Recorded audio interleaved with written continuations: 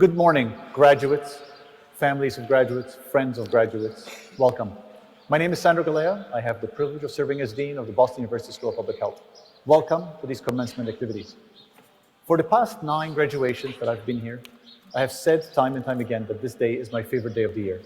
Nothing makes me happier than having our graduates come forward and move on into the world to do the work that we have been training them to do.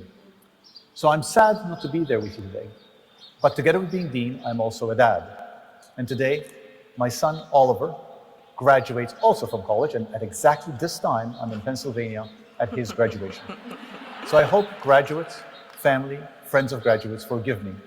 I am with my son today celebrating his graduation. But I'm also with you. I'm with you in mind, I'm with you in spirit. I'm with you to celebrate with our graduates, with you to celebrate with their friends, with their families, and I'm with you to say, congratulations. Congratulations on what you have done, but perhaps as importantly, congratulations and thank you for everything that you shall do. I am delighted that the world's health is in your hands going forward. I, for one, will sleep better knowing that the world is a healthier place because of your work. To our graduates, once again, congratulations. Thank you for the time you've spent with us. Thank you for remaining part of our alumni community. I hope everybody has a truly wonderful day. I will now turn you back over to Dean Cozy.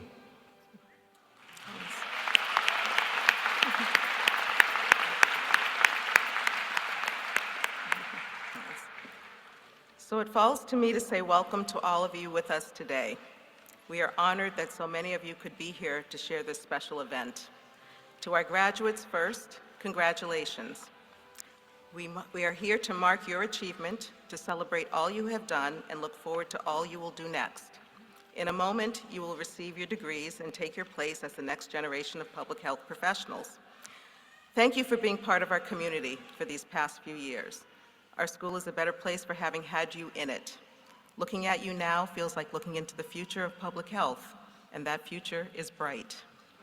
As you start your next chapter, I hope you will remember you will always be a part of our community.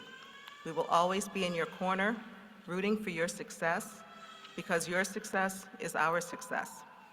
The healthier world you build is one we will all get to live in, and that is a happy thought indeed.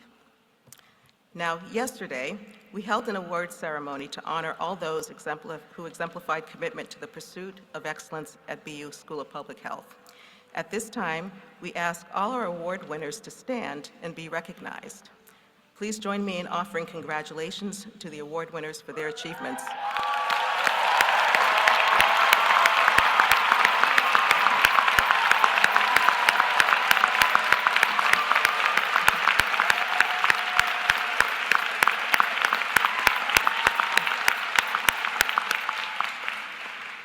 Thank you. Today, we celebrate the achievements of all our graduates by awarding them their degrees. But first, you will hear from a leading voice from that class, your student speaker. Each year at Convocation, we choose an outstanding student to speak on behalf of the graduating class. We seek a student who has achieved academic excellence and also has done distinguished work in research and student leadership. This year's student speaker is Danielle Chaplick.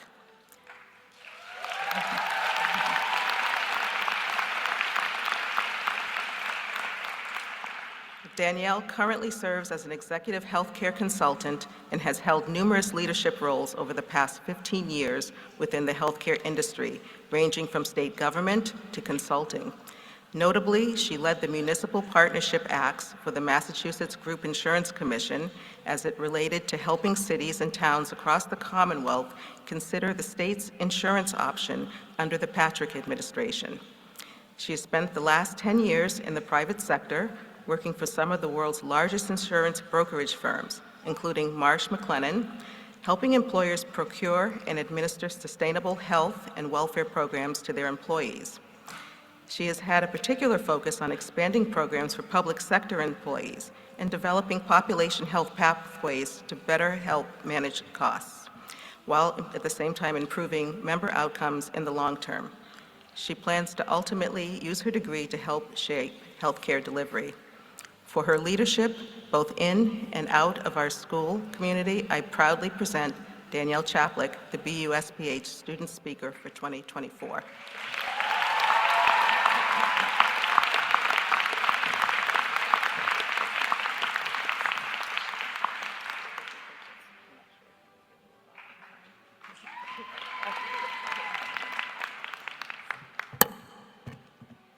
Well, good morning.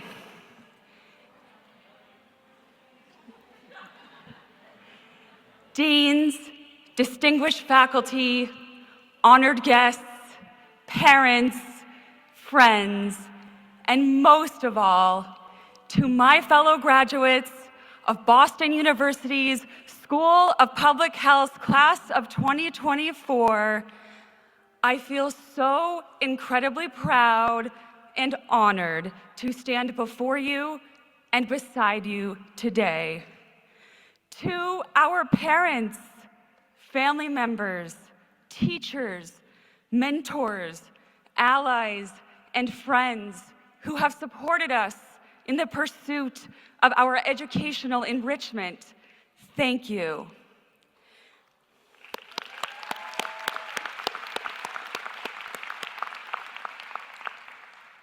Not a single one of us here today has reached this milestone alone.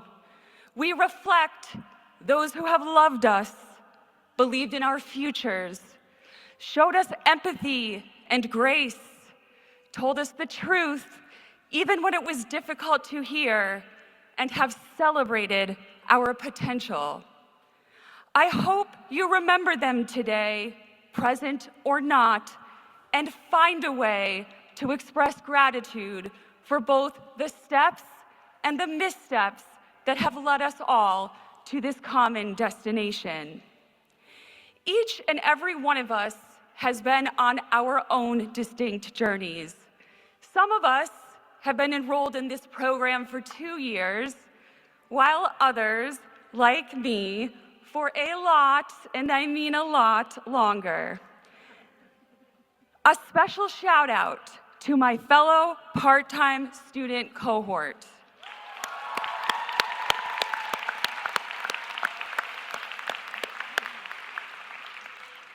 I say from firsthand experience, it is no easy feat managing the arduous standards of this program with the demands of full-time employment. When I started here, it was the height of COVID-19. For me personally, I faced some very serious and threatening health circumstances that were unexpected and persisted through most of my first academic year. I was also managing a full-time job while trying to adapt to the rigor of this program, all with a hospital bed in my room for much of that time. I wanted to quit at so many points, which says a lot given that I am an 8-time marathon runner. However, I have learned some very important life lessons about perseverance and the power of mentorship. At the toughest juncture, I made the call to my academic advisor about withdrawing from the program. He said these words to me that I will never forget. Yes, you're right. Most people couldn't handle all of this, and maybe they shouldn't even try under your circumstances. But you are not most people.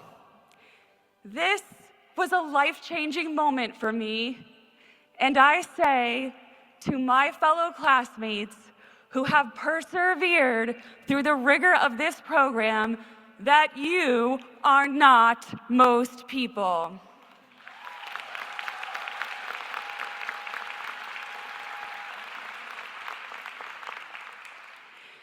The great Stoic philosopher and Roman emperor Marcus Aurelius wrote, "The impediment to action advances action.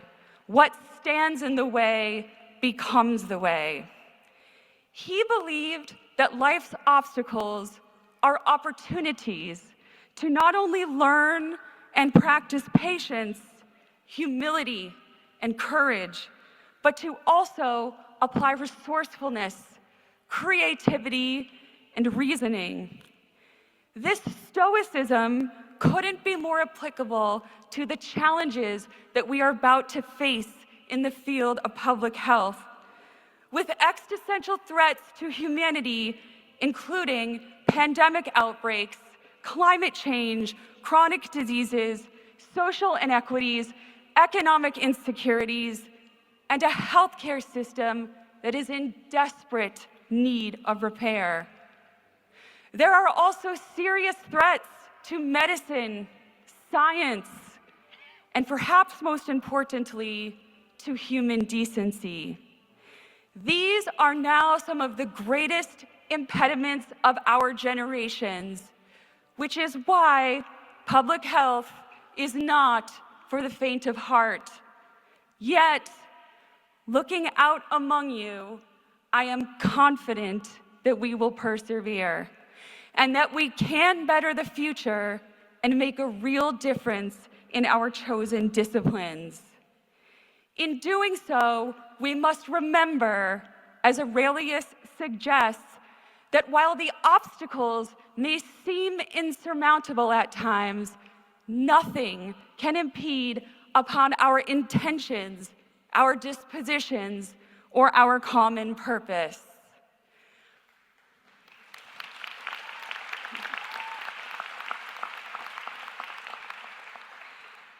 Luckily, I am not qualified to speak to how we are going to solve all of these problems.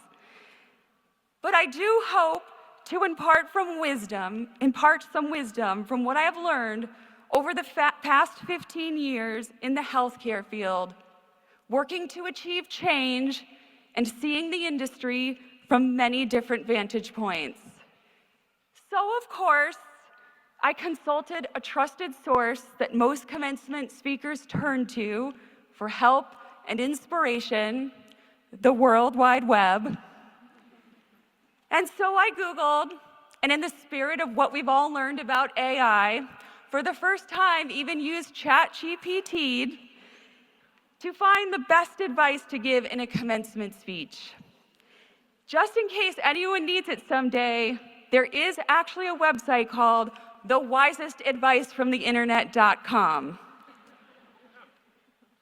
But I quickly realized that this approach was not going to give me the answers that I have been seeking. So I have had to dig deep within myself to find something that hopefully will resonate and that you might remember, especially during the tough times ahead on our shared journey to make this world a better, healthier, and more just place. And that is to turn the obstacles upside down. No, there is always another route to get to where you need to be that may not be apparent in the moment. This doesn't mean that you have failed.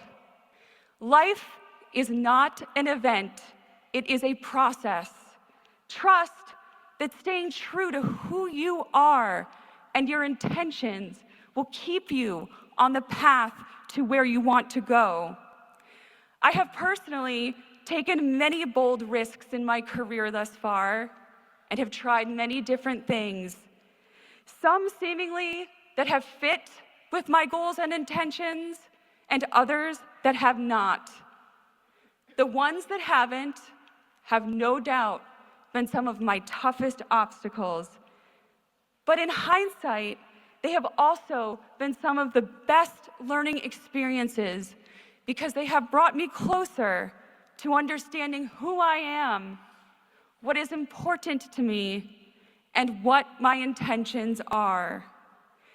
And in the words of another great Stoic, the great and powerful Taylor Swift, about her own missteps, they have also allowed me to have an excellent knowledge of all the types of wines.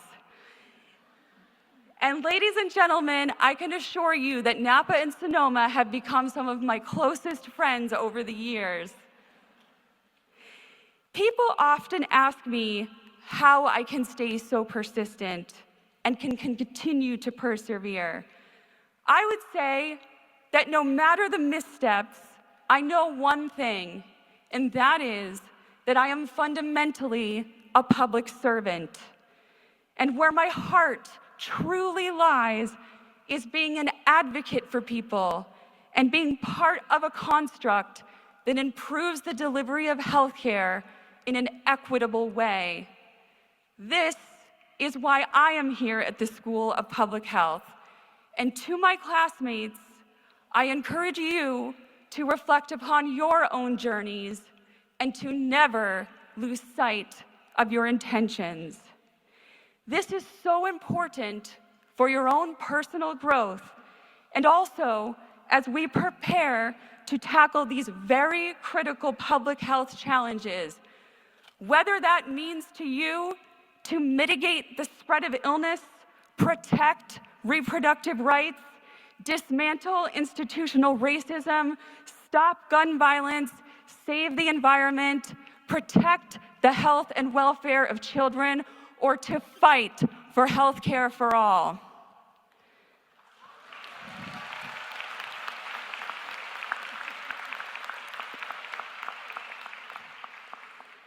Lastly, as Dean Galea wrote in his commencement letter, I urge all of us to stay true to the values that we have acquired here at the School of Public Health and to put them into actual practice. This degree represents an expanded purview of thinking and perceiving so that we are better equipped to turn the challenges related to disease, health equity, misinformation, and the many others upside down to find the new pathways to solving them. We are also coming away with what I think is most important, which is a better understanding and appreciation for humanity. I believe that this is the common thread among us. So whether you are the provider treating the patient, the social worker helping individuals and families to solve a problem, the data statistician influencing critical information, the scientist developing a treatment, or a healthcare leader shaping care delivery, each person has a unique position to influence change in how people think about healthcare and their own stake in helping to solve these very critical challenges. From my experience, there isn't one definition of what it means to change healthcare. It has and will continue to require looking at the problems from every angle, both upright and upside down. But getting people to think differently from all of our vantage points gets us on the right path forward. We all have one thing in common, after all, whether in this venue, in this country, or in this world, which is that ultimately we are the patient. I can't think of a better way of turning healthcare upside down than to remember this on our own journeys ahead. I hope you know how sincerely proud I am to have sat beside you, to have learned from you, and to share this day with you. It has been an absolute privilege, and I look forward to continuing our shared journey to change healthcare together. Thank you.